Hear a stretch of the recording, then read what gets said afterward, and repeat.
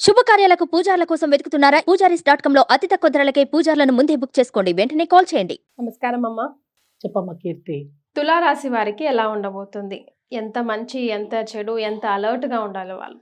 2024 తులారాశి జోడియాక్లో ఇది రాశి చక్రంలో 7వ రాశి. ఎస్.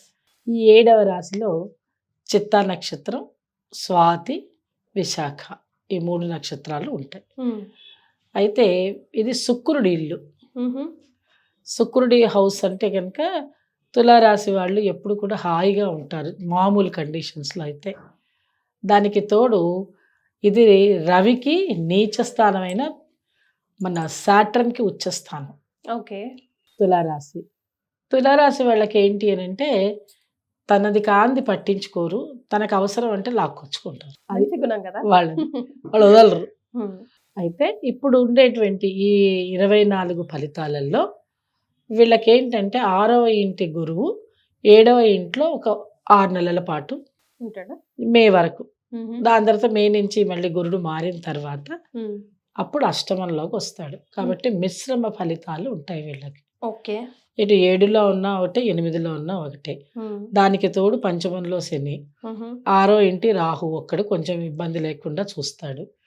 సో ఇలాగా కాంబినేషన్ ఆఫ్ గ్రహాలు ఇలా ఉన్నప్పుడు ఏమవుతుందని అంటే చికాకులు ఉంటాయి.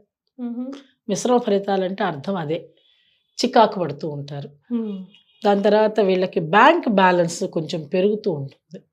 ఓకే. చికాకుగా ఉంది కదా మేడం, మరి బ్యాంక్ బ్యాలెన్స్ పెరుగుతుందా, ఎందుకని ఈ మాట చెప్పారు మీరు వెంటనే అని అనిపిస్తుంది. చికాకులు దేనివల్ల అంటే శరీర ఆరోగ్యం బాగానే ఉన్నప్పటికీ మానసిక ఆరోగ్యం బాగుండదు, దానికి చికాకు. ఓకే. శరీరంతో చేసేటువంటి పనులన్నీ నడుస్తాయి అంటే నీ బ్యాంక్ బ్యాలెన్స్కి ఇబ్బంది కాదు. ఓకే. తర్వాత ఎవరికి నువ్వు ఏదైనా చిన్న చిన్న వ్యాపారాలు చేస్తారనుకో దానిలో లాభాలు వస్తాయి. అంటే మిగలంగా ఖర్చులు మిగలంగా కొంచెం రూపాయి మిగులుతుంది. అలా ఉన్నప్పుడు ఏం చేస్తావంటే ఆ లాభాన్ని నువ్వు సద్వినియోగం చేసుకోవాలి, కానీ స్పెక్యులేషన్లో పెట్టకూడదు. స్పెక్యులేషన్లో ఫెయిల్. ఓకే. ఈ రాశి వాళ్ళు అస్సలు తులారాశి వారు ఎంటర్టైన్ చేయొద్దు. రెండవది స్కూల్ విద్యార్థులు అనుకోండి, వీళ్ళకి కాస్త ఇబ్బంది పరిస్థితులు ఉంటాయి. ఓకే. అంటే 10th క్లాసు అలా చదివే పిల్లలు ఉన్నారనుకోండి, చిత్తా నక్షత్రంలో పుట్టి ఉన్నారనుకోండి, ఇప్పుడు వాళ్ళకి రాహు దశ నడుస్తూ ఉంటుంది. రాహులో కేతువు ఇంకా మరీ ఇబ్బంది. వాళ్ళకి బండ్లు ఇవ్వకూడదు, మోటార్ సైకిల్స్ కానీ, ఎందుకంటే అసలే 18 ఏళ్ళు లేవు వాళ్ళకి. అయినప్పటికీ మనం ఇస్తాం, పిల్లలు కాబట్టి తీసుకుపోతారు, ఆగట్లే పిల్లలు. యాక్సిడెంట్స్ అవుతాయి. ఓకే. వీడు జాగ్రత్తగా ఉన్న వీడు రోడ్డు మీద నిలబడ్డ కొట్టిపోతారు. మరి ఈ రోజుల్లో అలాగే జరుగుతుంది, అందుకొని జాగ్రత్తగా ఉండాలి. ఫ్రెండ్స్ బైకులు ఎక్కి చల్ చల్ చల్ వెళ్దామని రైజ్ చేయొద్దు, రైన వెళ్ళకూడదు. ఏదైనా మనకి బండితోటి యాక్సిడెంట్స్ అయ్యే సూచనలు ఉన్నాయి. ఓకే. అందువల్ల వీళ్ళు జాగ్రత్తగా ఉండాలి. వీళ్ళు ఎగ్జామినేషన్స్కి వెళ్తే బాగా చదువుతారు, కానీ పరీక్ష రాసేటప్పుడు 100 మార్క్స్ రావడానికి ప్రయత్నం చేస్తే 80 మార్కులు వస్తే గొప్ప. అంటే ఎందువల్ల స్ఫురణ శక్తి తగ్గిపోతుంది, రాయలేరు పరీక్ష. అరే నేను మర్చిపోయాను నా మైండ్లో ఉంది అంటారు. దాన్ని పెంచుకునే ప్రయత్నం చేయకపోతే 60లో పడిపోతారు. దక్షిణామూర్తి స్తోత్రం గనక నీ బాగా గట్టిగా చేసుకుంటే జ్ఞాపక శక్తి పెరుగుతుంది. ఓకే. ఇంట్లో దైవారాధన ఏ కులమైనా, ఏ మతమైనా, ఏ జాతి అయినా తులారాశి చిత్తా నక్షత్రమే. కాబట్టి మనం జాగ్రత్త వహించాలి. తులారాశి వాళ్ళు పిల్లల విషయంలో చెప్తున్నా నేను. అలాగే వాళ్ళు కనుక కొంచెం పెద్దవాళ్ళై వివాహ వయసు వచ్చిన వాళ్ళైతే, వాళ్ళు ఆల్రెడీ ఏదైనా ఒక విధానంలో ఉన్నారు అని తెలిస్తే వీళ్ళని మనం కంట్రోల్ చేయాలి. సెట్ కాదు వాళ్ళకి చెప్పాలి మంచి చెడు.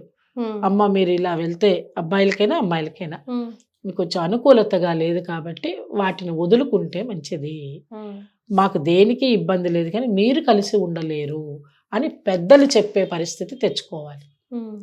అలా చెప్తేనే ఈ తులారాశి వాళ్ళు బాగుంటారు. ఓకే.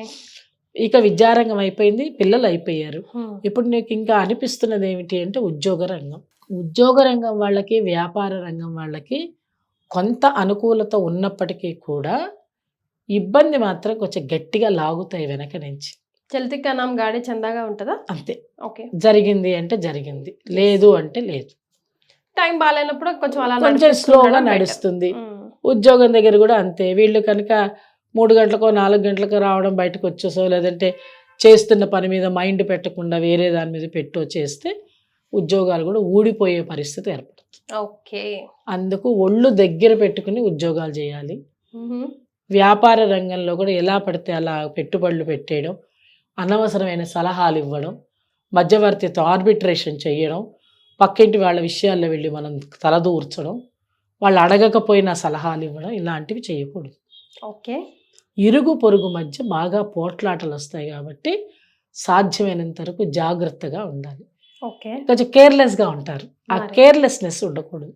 ఓకే. ఎక్కడ వస్తాయి ఇరుగు పొరుగు దగ్గర? అపార్ట్మెంట్ లైఫ్లో అయితే చెప్పుల దగ్గర, ముగ్గు దగ్గర, లేదంటే మీ బళ్ళ దగ్గర ఏదో మాట తీరు మీరు చూసారు ఏదో ఉంటాయి కదా, తెలియని విషయాలు కాదు. అందుకు జాగ్రత్తగా ఉంటారు. వద్దు, మన పిల్లల్ని జాగ్రత్తగా ఉంచాలి, మనం జాగ్రత్తగా ఉండాలి. వాటికి మనకి రోజులు బాగాలేవు అని తెలిసినప్పుడు అని వీళ్ళు మనసులో అనుకోవాలి. దాని తర్వాత ఏంటి అని అంటే, వీళ్ళు ఆడవాళ్ళు ముఖ్యంగా స్త్రీలు బళ్ళ మీద ఆఫీసులకు వెళ్తారు, తప్పదు వాళ్ళకి. కొత్త కొత్త పరిశ్రమలు పెట్టాలనే ఎంతోతోటి, కొత్త విషయాలు తెలుసుకోవాలని, కొత్త ఉద్యోగాలు వెతుక్కోవాలని, కొంతమందికి ఆ ఆలోచనతోటి బళ్ళు నడుపుతూ ఉంటారు. ఆ పని చేయకండి. అసలే ప్రమాద గంటికలు మోగుతున్నాయి. కుటుంబంలోనే వంటింట్లో వస్తుంది. ఎట్లా అంటారేమో, వంటింట్లో గ్యాస్ ప్రమాదాలు, అదేలేండి. దాని తర్వాత జారి పడడాలు, అంటే ఏదో ఒక రకమైనటువంటి ఎముకలకి దెబ్బలు తగులుతాయి. ఓకే. అంటే నేను అన్నది ఏంటి అంటే, మోటార్ సైకిల్స్ మీద పిల్లలు వెళ్తారనుకోండి, వాళ్ళు ఏదో ఆలోచిస్తూ కనుక వెళ్తే వాళ్ళందరికి వాళ్ళే పడతారు, ఎవ్వరు వీళ్ళని కొట్టరు. అది ప్రమాదం అండని నేను రోడ్ల మీద. అందుకు జాగ్రత్త. సెల్ ఫోన్స్ దగ్గర తీసుకుని వెళ్ళి వంటింట్లో వంటలు చేయరాదు. దానివల్ల కూడా వీళ్ళకి ఏమవుతుందని అంటే, ఆ రేడియేషన్ ఎఫెక్ట్ తోటి అవి తెలియకుండా జరిగే ప్రమాదం జరుగుతుంది. ఓకే. ఇలాంటివన్నీ ఉన్నాయి అని తెలిసినప్పుడు జాగ్రత్త పడాలి వాళ్ళు. రైట్. ఈ యొక్క తులారాశిలో చెప్తున్నారు అది. అందుకోసం అని చెప్పి వీళ్ళు చక్కగా పారాయణాలు చేసుకోవాలి. వీళ్ళు గురు చరిత్ర పారాయణం, దత్తాత్రేయుడి చరిత్ర పారాయణం, గురు అష్టోత్తరం చదువుకోవడం, గురు గీత పారాయణం, గురువుకు సంబంధించినవి చేసుకుంటే మంచిది. సో తులారాశి వాళ్ళకి ప్రజెంట్ టైం బాగాలేదు కాబట్టి గురువుని గట్టిగా నమ్ముకోవాలి. ఏదో ఒక గురువు, మీ ఇష్టమైన గురువులను మీరు నమ్ముకోండి. లేని పక్షంలో గురు చరిత్ర చదువుకుంటే విన్నా కూడా మంచిది. Right. Thank you so much అమ్మా. నమస్కారం.